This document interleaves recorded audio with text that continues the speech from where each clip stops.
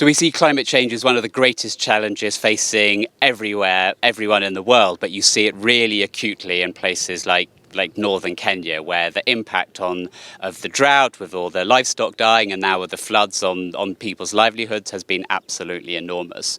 So we're committed, as I said, to dealing both the short-term consequences, what can we do for cash grants, food, medicine and other vital supplies, but how can we build systems nationally and internationally to deal with the effects of climate change. But understanding what it really means on the ground somewhere like El Wak or Mandera is really important. Mandera is actually one of the most affected county in the entire country in terms of infrastructure, the road cutouts, the loss of livelihood and displacement.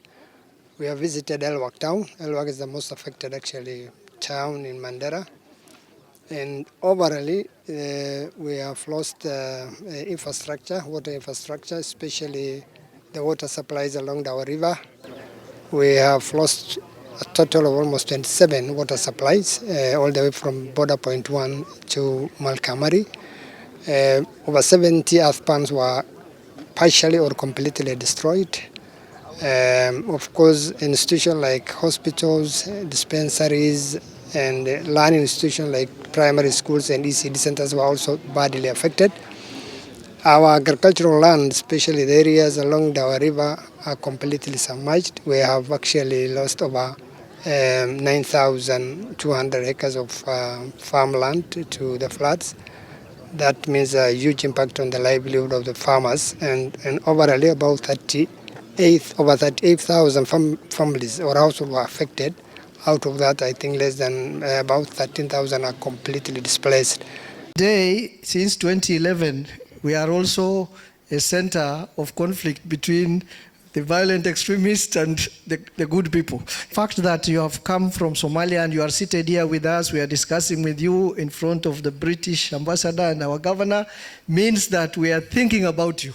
And we are in Kenya and I'm a Kenya government state officer, but the problem between our two LWACs are of symbiotic relationship. We cannot have peace or Florence on this side if we have difficulties and insecurity on the other side. It is in the interest of Kenya that El Wak Somalia remains stable and peaceful. I know currently as we speak, you have a little problem in El Wak Somalia. I will urge you, please, when you go back, sit down and resolve that problem peacefully.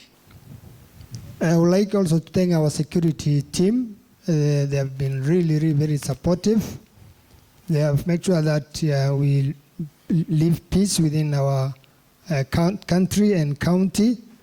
They have been really patrolling our borders, and they have been working very closely with our brothers across Somalia, because our problem is the way Mheshimiwa stated was just one and the same thing. We share everything. The only difference is there's only the international borderline. Otherwise, the communities living on the other side, including all the way to Bulhawa, and the community living on Kenyan side and the Ethiopian side, are just one and the same people. We know that this is a region which has a lot of threats and challenges from El Nino, from Al-Shabaab, and neglect for a long time. So I also wanted to come here now, of course, because of the floods in El Nino. So we cannot solve all the problems that you raised today, but we will keep trying to work here and to provide the support that we can. And we want to hear from you what the priorities are and what we can do to help.